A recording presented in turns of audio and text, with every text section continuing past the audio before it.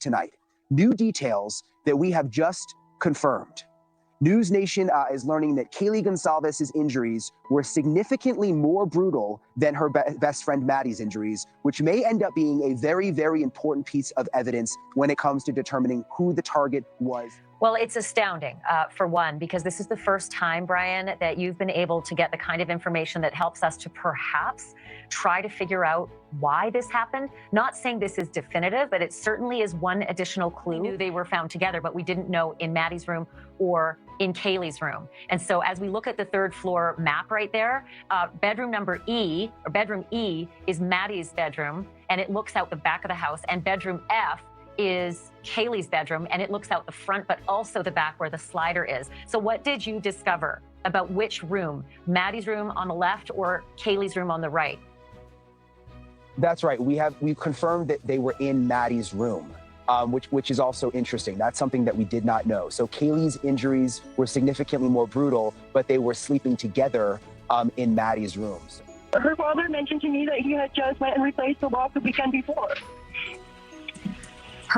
You said her father mentioned to you that they had replaced the lock? Yes, that he had fixed it or something. But yeah, he said that he had fixed it the week before.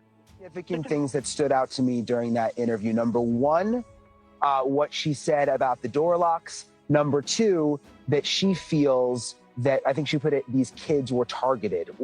Talk to me about why those two things, I mean, they're new, and what do they mean? Critical, and I just wanted to make sure that our viewers knew that was the voice of Xana's mom. She wasn't on video because she's so distraught. That was just her voice. That the locks had been worked on by Steve, or rather by Jeff Kernodle, Xana's dad, just the weekend before. She couldn't confirm whether the lock that he had fixed was on Xana's room or whether it was a lock to the outside of the house. But I did say, did the rooms have individual locks? And she believed that Xana's room did have a lock. So very, very significant, because we've been trying to figure out, and there's a picture right there on the screen on the left-hand side, is what one of the rooms in the house used to have in it, a coded lock to get into an individual bedroom, and that each bedroom had a coded lock. That was 3 years ago, and we're not sure if each bedroom still has a coded lock. But it's critical because we've tried to figure out, how did the killer get in to a locked bedroom, and then how did the door perhaps get locked on the way out so that the roommates couldn't get in and thought someone was passed out on the other side? That's critical. But I also think it's very critical that she thinks that the target was the kids, not the home, and that it was someone they knew and trusted. And then one more thing, Brian, about the fact that the girls were found in Maddie's room and not Kaylee's room.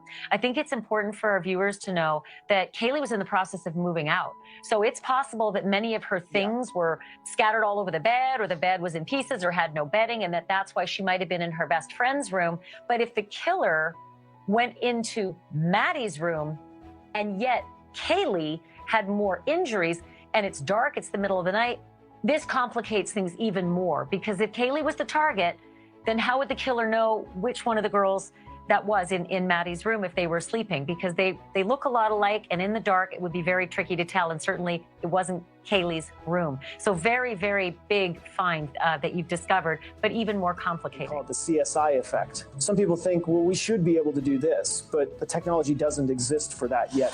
Time certainly moving slowly back in Moscow, with the decision to tow the victim's car weeks after the murders. Wherever it is they're storing them, I hope that it would be at the Idaho State Crime Lab, because at crime labs, they have actual evidence processing garages. At that scene, what did they have?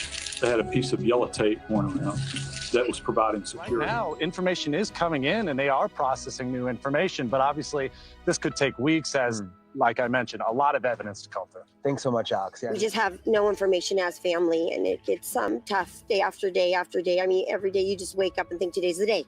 We're going to hear something, and you see these, oh, there's a break in the case, and it'll just be something stupid. The sixth person on the lease that was never there. Stop playing games.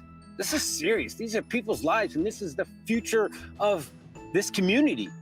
A tragedy is unfolding before our very eyes in Moscow, Idaho. 4 college students brutally stabbed in the middle of the night in a home. Who did it? Who did this crime?